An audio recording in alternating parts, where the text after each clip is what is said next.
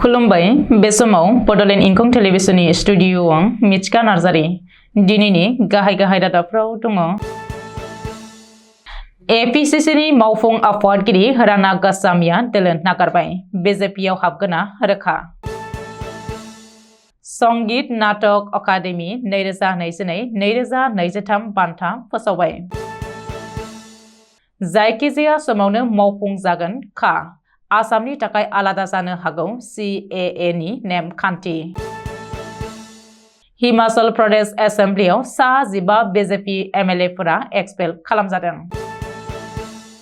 लामा जाब्रबथायाव सासे जाखांफुनाय क्रिकेट गेलेगिरिनि जिउ खहा। राजा लामायाव गंसे गारियाव गिख्रंथाव अर नांदों। लामा बारस'नाय समाव गंसे गारिजों सौग्रावनानै सासे आइजोनि जिउ खहा। दानिया फैदोनि आबुं रादाबाव।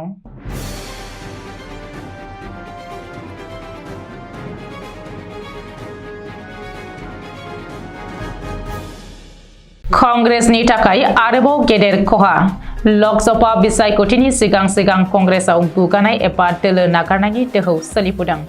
आसाम प्रदेश कांग्रेस कमिटिनि आरोबाव गुबुन सासे मावफुं आफादगिरिया दिनै दोलो नागारबाय। आसाम प्रदेश कांग्रेस कमिटिनि मावफुं आफादगिरि राना गस्वामीआ दिनै एपीसीसीनिसिम रिजाइनेशन लेटार दैथायहरदों। राना गस्वामीनि सिगां एपीसीसीनि गुबुन सासे मावफुं आफादगिरि कमल के पुरकायस्थआबो मासि नागारदों। बे समाव एपीसीसीनि सानै मावफुं आफादगिरिया मासि नागारबाय। मख'नो गोनांदि माखासे दैदेनगिरिफ्रानो कंग्रेसआव हाबफैगोन होननानै एपीसीसीनि आफादगिरि भुपेन बराया दाबि खालामनाय समावनो एपीसीसीनि मावफुं आफादगिरि आरो जरहाटनि MLA राना गस्वामीआ कंग्रेस नागारनाय खौराङा कंग्रेसनि बिथाखौ सोमावग्लुंहोदों। मिथिनो हानाय बायदिब्ला राना गस्वामीआ एपीसीसीनि मावफुं आफादगिरि मासेजों लोगोसे कंग्रेसनि प्राइमारि मेम्बार मासेखौबो नागारबाय। राना गस्वामीआ थाबैनो खुंथाय गोहोआव थानाय बीजेपीआव हाबगोन होननानैबो खौरां मोन्दों। बबेखानि कंग्रेस दैदेनगिरि राना गस्वामीआ फैगौ 2026 मायथाइयाव तिताबर बियाबनिफ्राय MLA जानानै आसाम बिधान सभायाव थांनायनि मिजिंजों बे थांखिखौ लादों होननानै राजखान्थियारि खोलोबाव सावरायजादों। बेखौबो रायखांनो नांगोनदि कंग्रेसनि गोबांसा गोजौ थाखोनि दैदेनगिरिफ्रा दोलो नागारनानै बीजेपीआव हाबफैगोन होननानै बावैसो सान सिगां गिबि मन्थ्रि डक्टर हिमन्त बिश्व शर्माया इसारा होदोंमोन। बेनि उनावनो कंग्रेसनि दैदेनगिरिफ्रा सासेनि उनाव सासे दोलो नागारगासिनो थानायखौबो नुनो मोननाय जादों। बावैसो सान सिगां एपीसीसीनि मावफुं आफादगिरि कमल के पुरकायस्थआ गावनि मासिखौ नागारनानै कंग्रेसआव थानानैनो बीजेपी सरकारखौ मदद खालामगोन होननानै फोसावदोंमोन। 2022-2023 मायथाइनि संगीत नाटक अकादेमि बान्थाखौ फोसावबाय। आसामनि गोबांसा हारिमु सिबियारि एबा शिल्पीफोरा 2022-2023 मायथाइनि संगीत नाटक अकादेमि बान्था हादरनाङै गासै 92 शिल्पीफोरखौ संगीत नाटक अकादेमि बान्थानि थाखाय सायख'दों। मख'नो गोनांदि 2022-2023 मायथाइनि संगीत नाटक अकादेमि बान्थानि थाखाय आसामनि गोबांसा शिल्पीनि मुंखौ सायख'नाय जादों। मिथिनो हानाय बायदिब्ला नाट्य शिल्पी एबा थियेटार आर्टिस्ट दुलाल रयनि मुंखौ संगीत नाटक अकादेमि रत्न बान्थानि थाखाय सायख'दों। आसामनि जर'खा मेथाइ सुजुगिरि लक्ष्यहीरा दासआ संगीत नाटक अकादेमि बान्था मोननो हादों। बेनि अनगायैबो सत्रिय नृत्य एबा सत्रिय मोसानायाव भुपेन बराया संगीत नाटक अकादेमि बान्था मोननो हादों।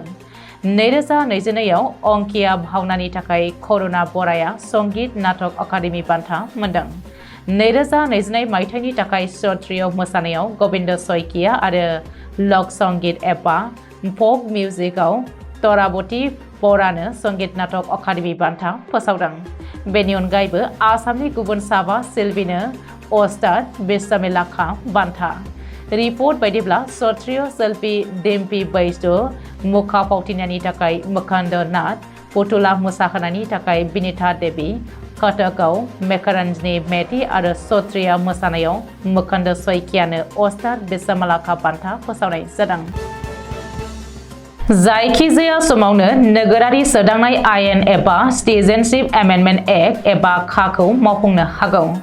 फैबाय थानाय लकसभा बिसायख'थिनि सिगांनो हादरनाङै खाखौ मावफुंनो मिरु सोरखारनि नखर मन्त्रालया थियारि खालामदों। मिथिनो हानाय बायदिब्ला जायखिजाया समावनो नोगोरारि सोदांनाय आयेन खानि नेमखान्थि एबा गाइडलाइनखौ फोसावनो हागौ। नाथाय आसामनि थाखाय बेनि नेमखान्थिया आलादा जानो हागौ होननानैबो मिथिनो हानाय जादों। जानो गोनां लकसभा बिसायख'थिनि नटिफिकेशन जारि खालामनायनि सिगांनो खानि गाइडलाइन फोसावगोन होननानै नखर मन्त्रालयनि सुलुङाव फोरमायदों। नखर मन्त्रालयनि सुलुङाव फोरमायथिनाय बायदिब्ला खानि गाइडलाइना आसामनि थाखाय आलादा जागोन। आसामाव गाइडलाइन फोसावनायनि 3 दाननि गेजेराव नोगोरारि एबा सिटिजेनशिपनि थाखाय आर'जलाइ होनो नांगोन।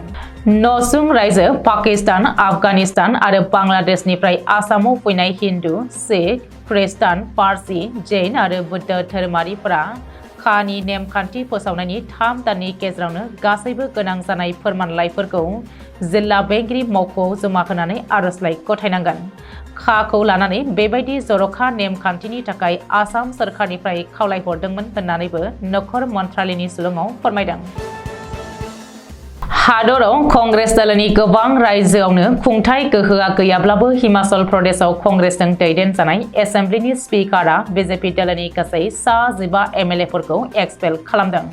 रायजो सभानि बिसायख'थियाव बेले-बेजे हेराफेरि खालामनाय आरो हिमाचल प्रदेश एसेम्ब्लिनि गिबि सान रांबावजा जथुमाव रायजो बेंगिरिनि बिबुंथिनि हेंथा होनायनि दायाव स्पिकारा बुधबारखालि बिजेपि दलनि गासै 15 एमएलएफोरखौ रांबावजा जथुमनि गासैबो साननि थाखाय एक्सपेल खालामदों। हिमाचल प्रदेश एसेम्ब्लिनि गासै 68 एमएलएफोरनि गेजेराव कंग्रेस दलनि गासै 40 एमएलए आरो बिजेपि दलनि गासै 25 दङ। नाथाय बिजेपि दलनि गासै 15 एमएलएफोरखौ एक्सपेल खालामनायनि उनाव आथिखालाव 10 रांबावजा जथुमाव बाहागो लानो हासिगोन। स्पिकार कुलदीप सिंह पाटानियानि बे थांखिनि बेरेखायै बिजेपि दलनि गासै एमएलएफोरा बिनि क्वार्टार लांगोनायाव थांनानै धर्ना हैदों। बुधबारखालि एक्सपेल खालामजानाय बिजेपि एमएलएफोरनि मुङा फारियै जयराम ठाकुर, बिपिन सिंह परमार, विनोद कुमार, हंस राज जनक राज, बलदीप वर्मा, त्रिलोक जामालाल, सुरेंद्र शौरी, देवराज, पुरन ठाकुर, इन्द्र सिंह गांधी, दिलीप ठाकुर आरो इन्दर सिंह होननानै सिनायथिनो हादों। गुवाहाटीनि लख्रायाव लामा जाब्रबथायाव सासे जाखांफुनाय आखा-फाखा लाइमोन क्रिकेट गेलेगिरिया दुखुनांथावै जिउ गोमायो। सुलुंनिफ्राय मिथिनो मोननाय बायदिब्ला जेब्ला बाइकजों गाखोनानै फैदोंमोन अब्ला फरेस्ट गेट खाथियाव जाब्रबथाया जादोंमोन। थैनाय सुबुंखौ दीपांकर रंपी होननानै सिनायथि होदों। लोगोसेनो बेजों गाखोफाग्रा गुबुन सासेयाबो जाब्रबथायाव गोब्राबै जोखोम जायो।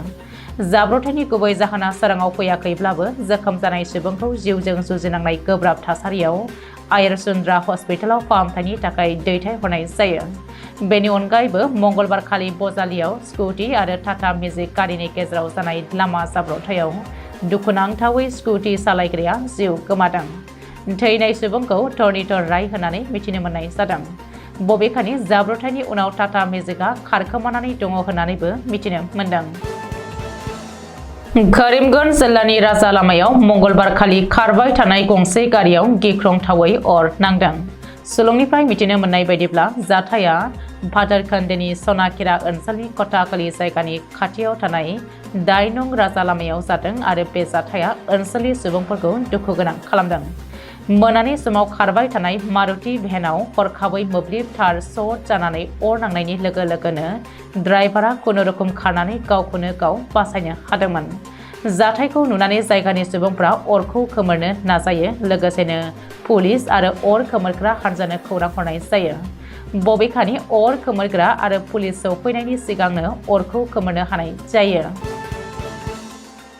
जालुकबारियाव मंगलबार मोनानि समाव गंसे गोख्रैयै खारनाय गारिजों सासे लामा बारस'बाय थानाय आइजोआ सौख्लायजानानै जायगायावनो जिउ गोमादों। सुलुङाव फोरमायथिनाय बायदिब्ला गंसे रेजिस्ट्रेशन नम्बर AA001FK7005 गारिया जालुकबारि ओनसोलनि पदुमबारियाव सासे आइजोखौ लामा गेजेराव सौनायनि जाहोनाव आइजोआ ससे गोजानसिम सौख्रांजायो आरो गोब्राब जोखोम जानायनि थाखाय जायगायावनो जिउ गोमानो गोनां जायो। थैनाय सुबुंखौ मजियाना खाथुन होनानै सिनायथि होदों। दसे समनि उनाव जाथायसालियाव पुलिसा फैनानै गारिखौ जब्द खालामो आरो ड्राइभारखौ लानानै थाङो। दिनैनि रादाबा एसेनोसै। गोजोन्थों।